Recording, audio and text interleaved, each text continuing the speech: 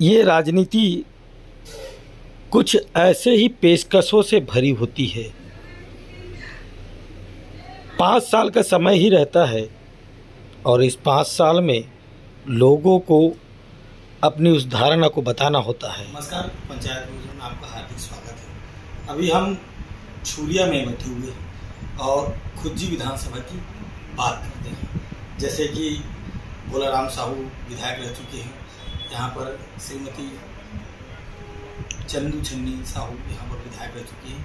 अभी पिछड़े वर्ग से प्रदेश के महामंत्री तरुण सिन्हा भी वर्षों से प्रयास रहते हैं और टिकट के दावेदार के रूप में प्रमुखता से यहाँ पर आ रहे हैं। तो आइए हम जानते हैं कि जनता इनको वोट क्यों दे और क्या इनका नैतिक कार्य है और किस तरह से विकास कार्यों को आगे बढ़ाने के लिए किस तरह से उन्होंने खुज्जी विधानसभा में लगातार सतत प्रयास किया है और जनता की मांगे क्या होती है। तरुण जी, आपका स्वागत है। आपका किस तरह का आपका ये कार्यक्रम इन 4.5-5 सालों में चला? पहले तो मैं राजू भाई को बहुत धन्यवाद देना चाहता हूं कि हमारे खुज्जी विधानसभा में सर्वे के माध्यम से आए। निश्चित तौर पे 4.5 साल में माननीय भूपेश बघेल जी ने जो काम किया है वो छत्तीसगढ़ के लिए नहीं, पूरे देश में नंबर 1 मुख्यमंत्री के नाम से जाना जाता है उनको।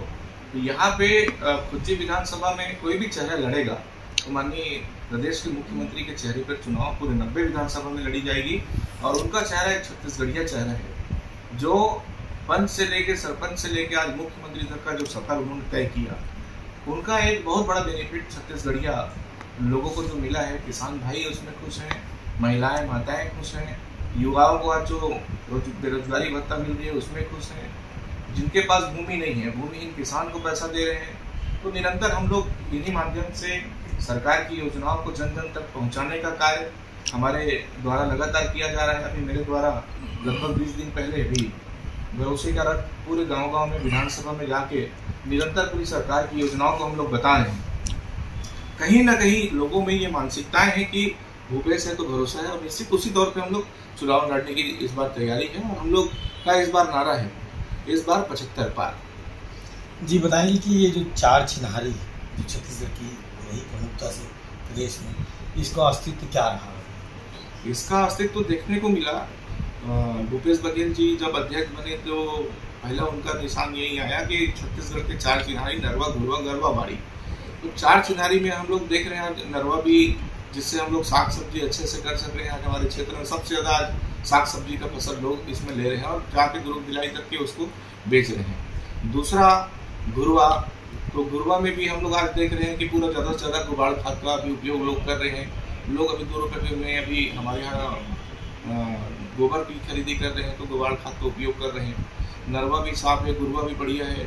बाड़ी की बात होगी तो बाड़ी भी बहुत अच्छा है और हम लोग गौमूत्र भी खरीद रहे हैं। तो कहीं ना कहीं अब गौ पालकों में एक नई जागरूकता आई उसको लेके और परिवर्तन धीरे धीरे होता है, धीरे से उसमें और अच्छा पहल करके उसमें काम करने की तैयारी है। आप भी लगातार यहाँ दौरा कर रहे हैं, लोगों से जनसंपर्क कर रहे हैं, कैसी कैसी समस्या सामने आ रही है? समस्याएं छोटी मोटी आती रहती हैं, जैसे वो समस्याओं को हम लोग चाहते हैं हम लोग खुद ही उसको सॉल्व करने की कोशिश करते हैं। चाहे वो प्रभारी मंत्री हो, कलेक्टर साहब हो या सीएम साहब तक के मामले हैं तो वहाँ तक ले जाने की कोशिश करते हैं और वो जो छोटी छोटी समस्याएं हैं वो उसको हल करने का प्रयास करते हैं। वैसे कुछ ज़्यादा समस्या नहीं है, लोगों में एक अच्छा मतलब संदेश है। पहले हमारे विधानसभा की बात नहीं, पूरे छत्तीसगढ़ की बात थी। यहाँ के लोग आधे से ज़्यादा लोग पलायन करते थे, कभी पूना में जाके, हैदराबाद में जाके, नागपुर में जाके काम करते थे, खेती किसानी को भूल गए थे। हम लोग खुद एक किसान है, हम लोग रेखा देने के लिए देखते थे तो लोग किसानी नहीं करना चाहते थे। तो आज वो परिस्थितियाँ बदली हैं, लोगों में जागरूकता आई है, लोग चाहते हैं कि हम खेती किसानी करें। आज सीएम साहब ने जो घोषणा की है कि मैं प्रति एकड़ 20 कुंटल धान खरीदूंगा, उससे भी एक जागरूकता आई है लोगों में। बढ़ चढ़ के किसानी आज रेखा खोजने को नहीं मिलता, सभी लोग अपने अपने किसानी में मस्त हैं। आपने भी दावेदारी पेश की है तो प्रमुखता से आपका विकास के प्रति, जनता के प्रति क्या रहेगा?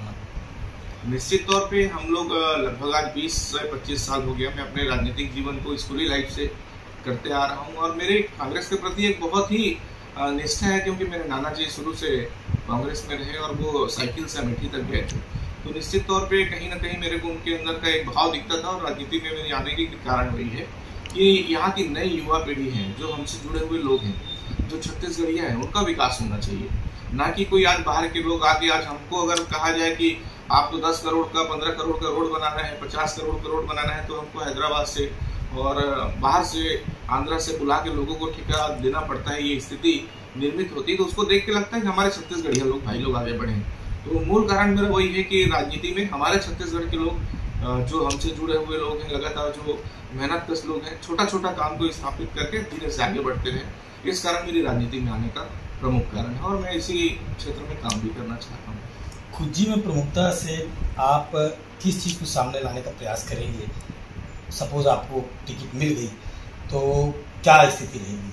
सबसे पहले तो मैं खुज्जी के लिए बहुत पुराना मेरा एक सपना है कि इस क्षेत्र में एक बड़ा उद्योग स्थापित हो, जिससे लोगों को रोजगार मिल सके।